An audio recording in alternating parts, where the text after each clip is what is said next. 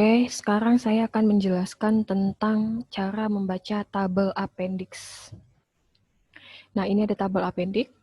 Oke, compound interest table atau compound. Nah, ini dia. Yang saya katakan, kalian harus mengetahui compound faktornya itu seperti apa. Kalau F per P, I dengan periode tidak. Ini contohnya adalah periode yang tidak terbatas, maka hasilnya adalah tidak terbatas. Jadi di tabel appendix ini kalian akan membaca apakah dia F per P, apakah dia P per F, atau dia A per G. Ini tadi nanti kalau gradien ya. Atau P per G, atau A per F, A per P, atau F per A, atau P per A. Oke. Nah, ini contohnya. Cara membacanya adalah, ini ada pembayaran yang single payment. Maksudnya single payment adalah kalau dia hanya melihat, sebentar ya, kalau dia hanya melihat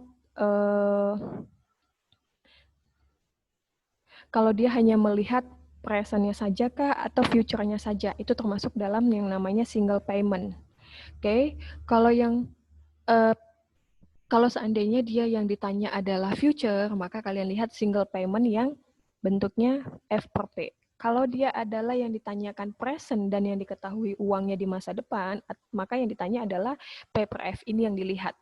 Oke, untuk mendapatkan compound faktornya ini yang dilihat. Nah, ada yang namanya uniform payment series. Artinya ini, kalau udah series, payment series artinya pembayaran yang berkala. Ini artinya adalah yang A. Makanya dia A per F, A per P, F per A, atau P per A. Kalau seandainya ditanya adalah A-nya, uang akumulasi di masa depan itu diketahui, maka yang dilihat adalah A per F-nya. Oke, kalau seandainya yang ditanya adalah A dan diberitahukan adalah uang di masa sekarang, maka yang dilihat adalah A per P. Kalau yang ditanya uang akumulasi dengan sejumlah deret pembayaran, maka yang dikasih tahu adalah F per A. Oke, kalau seandainya ditanya uang di masa sekarang, yang diberitahu adalah annualnya, maka yang ditanya adalah, yang dilihat adalah yang P per A. Oke, sama nanti ketika kita akan belajar tentang gradien, sama aja. Gradien dia akan berhubungan dengan, karena bentuknya ber-AG atau P per G aja. Oke. Kalau seandainya yang ditanya dari sebuah gradien, deret pembayarannya berapa, maka dia adalah A per G, tapi kalau misalnya yang ditanya itu adalah dari bentuk gradien, nilai uang sekarang, maka yang ditanya adalah, yang dilihat adalah P per G. Ini yang harus dikuasai dulu. Nah, di mana tingkat suku bunga? Tingkat suku bunga itu yang ini. Dia mulai dari 1/4%, yang paling kecil. Ini I-nya. Jadi kalau kalian mau mencari I 10%, ya cari yang ininya 10%. Di mana periodenya? Periode itu yang ini. Oke, ini. Sama aja nih.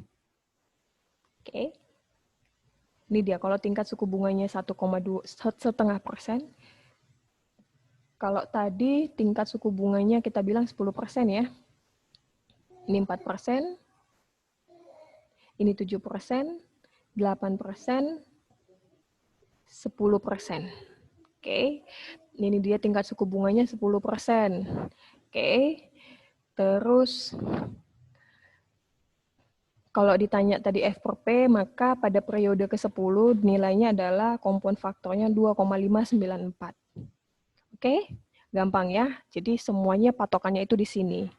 Ini tingkat suku bunga, ini periodenya.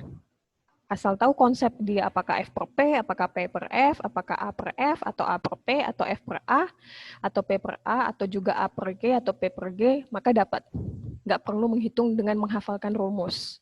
Ya, jadi saya juga di mata kuliah ini, untuk menghitung nilai waktu dari uang, saya tidak akan memaksakan untuk menghitung menggunakan rumus. Hanya berlandaskan tabel saja.